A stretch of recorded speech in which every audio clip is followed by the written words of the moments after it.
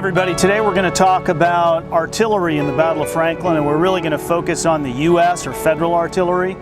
We're standing about where the 1st Kentucky Battery was located. So just some quick background. When the U.S. Army begins to arrive around dawn that day, they begin deploying the infantry, but they also begin setting up various spots along the defensive line where artillery can be placed.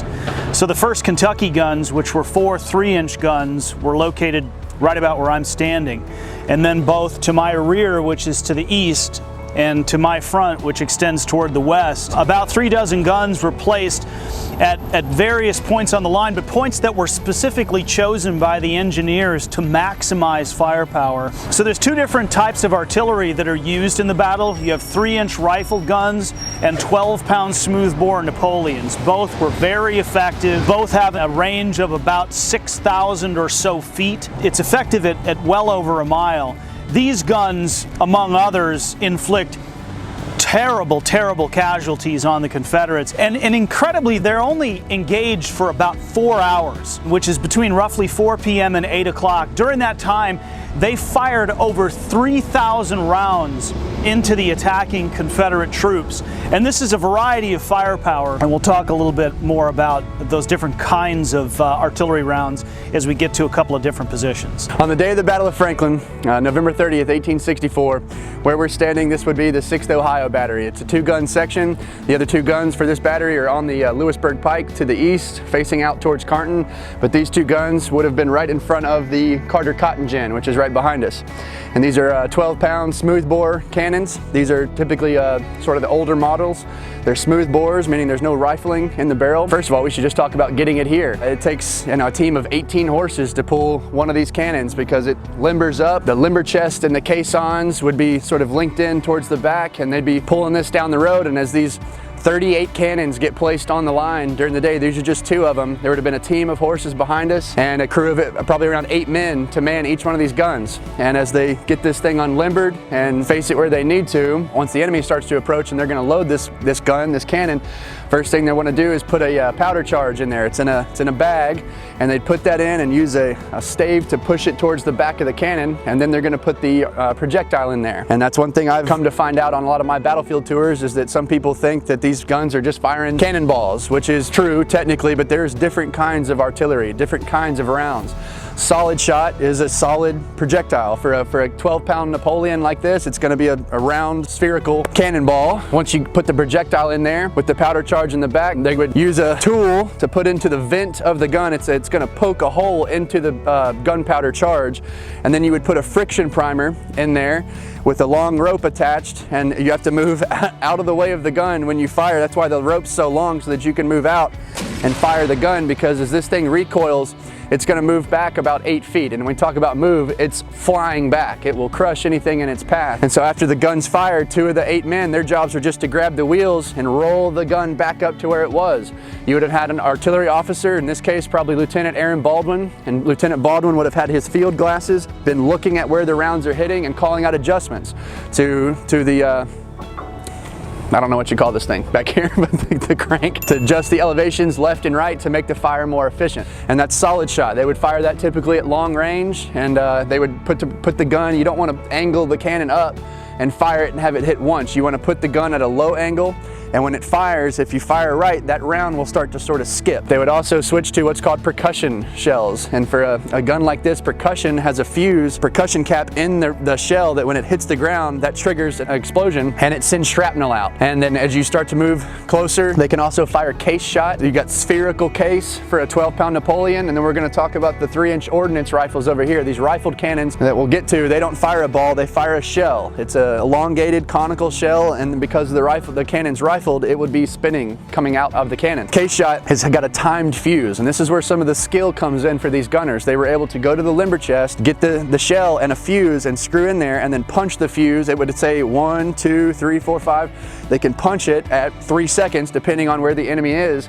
and when the gun is fired, the explosion ignites the fuse, and then you count 1, 2, 3, boom, that shell is exploding in the air.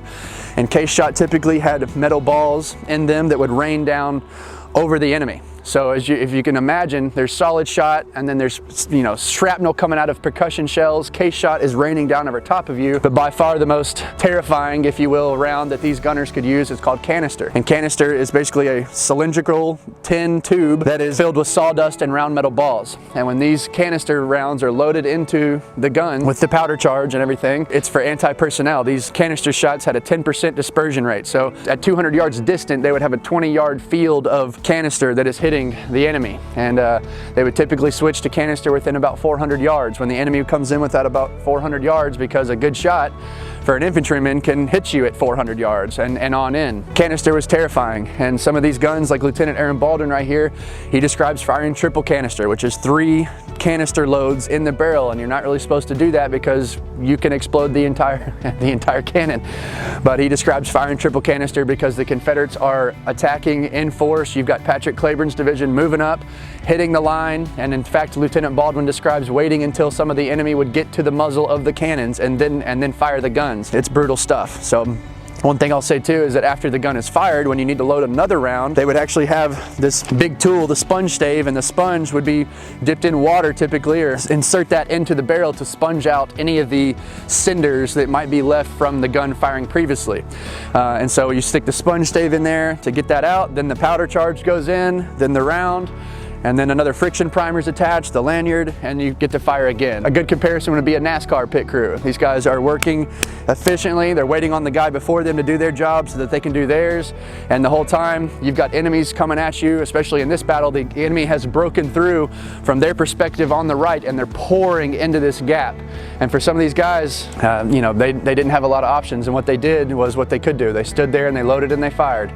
They did their jobs. The entire Federal line is stretched out in this area following the sort of contours of Carter Hill. So this is a really commanding position for these 12-pound Napoleons, which were commanded by a man named Aaron Baldwin. Baldwin's battery during the battle fired about 600 rounds. He's firing solid shot initially, which means he begins firing when the Confederates are still a mile away, even before they hit the advanced position, which was held by George Wagner's men. But the greatest firepower that Baldwin's guns, both here and to the east, throw out is case shot and spherical case. Upwards of 350 or 400 rounds are flung into the Confederates as they advance, and then they fire, I think, 76 rounds of canister, which is what they're using when the Confederates are almost right on top of them. These guns were nearly overrun. The first Kentucky guns were briefly captured by the Confederates, but were quickly retaken during the Federal counterassault. Just the explosion from that was just creating unbelievable havoc with the Confederates. I mean, Baldwin said their bodies were just melting away. The discharge and explosions from these guns are so unbelievably loud, it could easily deafen a person. People are bleeding from their ears, from their nasal cavities. It's just unbelievable, unbridled violence.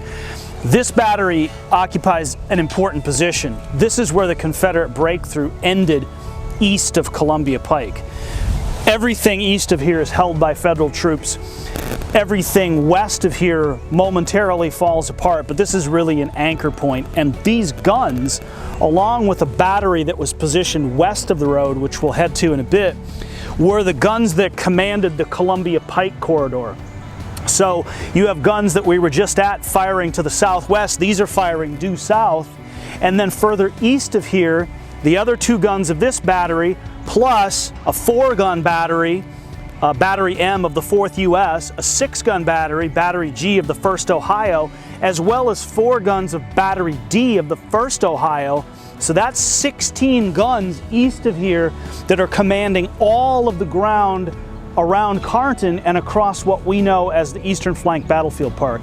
In fact, those 16 guns fired somewhere in the neighborhood of 1,000 rounds. Just think about that for a minute. Almost a third of all the firepower employed by the U.S. artillery during the Battle of Franklin is actually east of here. It's why A.P. Stewart's Corps, composed of William Loring's troops, Edward Walthal's, and Samuel French's men, especially the ones who swept past Carnton, were never able to break through. They were pummeled and so beaten up by the Federal artillery that they couldn't muster the strength needed to breach the Federal line. But here in the middle, where there's all the confusion created by George Wagner's advanced position. The artillery could only fire so much early on. And they had to withhold their fire briefly because Federal troops are retreating in this direction. It creates this moment. But once that moment is past, once the Confederate breakthrough is contained, then these guns kick back into action. And that's when the canister fire begins sweeping this area. Right out in front of us, probably 4,000 Confederate soldiers charging this position. Just think, 4,000 men. There aren't 50 men manning these two guns. And, you know, several hundred infantry on each side. But of the 4,000 Confederate soldiers, over 2,000 Confederate soldiers killed, wounded, or captured. And a lot of those casualties inflicted by these guns. So again, this is the location of the 1st Kentucky. We have 3 replica guns. A battery would be 4 guns. A section is 2 guns. So eventually we'll have a 4th gun in place. These guns were angled to the southwest. They actually fired across Columbia Pike out into that direction toward where Everbright stood, which was the Bosticombe. These guns and a battery further west were meant to create what's called a converging fire. Their lines of fire actually cross. We'll talk a little bit more about really how ingenious the men who set up these positions really were. Again, I can't stress enough, the goal is to maximize enemy casualties, and they certainly do that very effectively here at Franklin. Another thing to point out is where we're standing, and look out toward the southeast. You can see the replica guns of the 6th Ohio. These batteries would be spaced out usually every 200 to 400 feet. That's done intentionally. You want to try and cover as much ground as possible, and the guns are all firing at different angles. They eventually create these sort of almost cone-shaped or circular-shaped targets out in the field, and there's overlap. All of the designs here are based on mathematics and angles. But again, the end result, what's the artillery's goal? It's not only to protect the infantry, provide cover, masking fire, it is to inflict as many casualties on attacking troops and create just sheer bedlam in those ranks as they have to try to advance into this kind of withering fire. So this here is one of the Battle of Franklin Trust's newest additions to this part of the Carter Cotton Gin site, this part of the battlefield. This is a limber chest. It has a copper top to prevent any electrical sparks from getting into the ammunition and exploding this thing. But this is where the gunners would be running back. There'd be men bringing up rounds. The officers are calling out what they need, and these men are bringing the rounds. Fusers are being screwed in and punched. And like I said, this is like an assembly line, a NASCAR pit crew, if you will, that they're doing their best to keep these guns firing. You don't want to have any lulls because men's lives are at stake. We are now standing about where the guns of the 20th Ohio light artillery was placed. These guns were rolled in position just west of the Carter Smokehouse at around noon. They actually didn't have a commanding officer. They had a junior officer who was in charge of the guns. But when the battle began, Charlie Scoville, who is the commander of Battery A of the 1st Ohio, which was back here in reserve just north of the Carter House, Scoville actually took command. Interestingly enough, Charlie Scoville was kind of semi-wounded during the battle. He would later recount how he was hit in his overcoat and the bullet lodged in the folds of his coat. So it was a spent bullet, but he came really that close to being taken out of action. These guns only fired about 180 rounds during the battle, so their participation was pretty limited, largely because there was such congestion in this area. When the Confederates broke through the main line, they charge these guns, they try and overtake them, but they just, the Ohio artillerists just couldn't get a lot of rounds off. But these guns, along with the ones at the 6th Ohio, just south of the Gin, were the ones controlling this sector. So as the Confederates advanced, again, solid shot, explosive shell, but then limited canister fire. But it was crazy through here. One of the artillerists, Alonzo Wolverton, who was born in Canada but had lived for many years in Ohio, said that it was so insane through this area they were actually knocking the rebels back with sponge staves and hand spikes. So the thing they would ram down the tube to clean it, they were using that to knock the Confederates away, and hand spikes, which would be driven into the ground in the back of the gun. But just like east of the road, once the Confederate breakthrough was held, then these guns began spraying the Carter Garden with fire. And one of the cooler stories, if you will, about this battle is one of the soldiers that won the Medal of Honor here. There were 12 Medals of Honor given out. 11 of them were for capturing battle flags. but one of them was given out to a man. His name was Sergeant Thomas Toohey. Thomas Toohey was with the 24th Wisconsin back on this low ground under Colonel Emerson Opdyke's brigade. And as Opdyke's brigade begins to counterattack after the Confederates have broken through, Thomas Toohey, I guess, noticed that some of the 20th Ohio gunners had been wounded and were not in action, and so he stepped up and started to help these men work the guns. He started helping to work, and for that action he won the Medal of Honor. Now, west of here, there are 2 more batteries. So just beyond this position, Bridges, Illinois battery, 4 3-inch guns are rolled into place, and Bridges guns are working in tandem with the 1st Kentucky and also a Pennsylvania battery, which is several hundred yards west of here. Jacob Ziegler's battery, 4 12-pound Napoleons, just like these, Bridges 3-inch guns, and Theodore Thomason's 3-inch Kentucky guns, so 12 guns all firing, hitting the same general area. So Thomason's firing on this flank, Ziegler's firing from the right, and then Bridges, who moves in right over here, rolls up between them. And so all 3 guns are hitting the same sort of circular or kind of cone-shaped area. And as the Confederates come in, they're taking fire from the front, from their right flank, from their left flank, and John Brown's men are scattered, dead and wounded, all throughout that area. In fact, I would say there's a reason why the locust thicket, which was just down here beyond the Carter Garden, Moscow Carter later said that it looked like toothpicks. It wasn't because of infantry fire. It was because the artillery fire had been bombarding that area and just destroying it. And in one of the really more kind of awful moments of the Battle of Franklin, a Federal soldier said that so many of the Confederate wounded who might have otherwise survived died because the fire continued to rain down on them. So if they got hit, the fire in that area didn't stop. The infantry fire keeps streaming out, the artillery fire keeps pouring out, and a lot of these wounded guys just couldn't get moved off the field quick enough. In the end, I think there's a case to be made that the U.S. artillery at the Battle of Franklin was one of the most decisive factors. When you think about over 3,000 rounds in barely 4 hours, that's 700 plus rounds per hour. You start breaking that down, 700 rounds, there's 60 minutes in an hour, do the math. This was an unrelenting sheet of lead that was just being flung out at the Confederates, and it didn't stop once they got close up. Then it just is canister fire blasting away.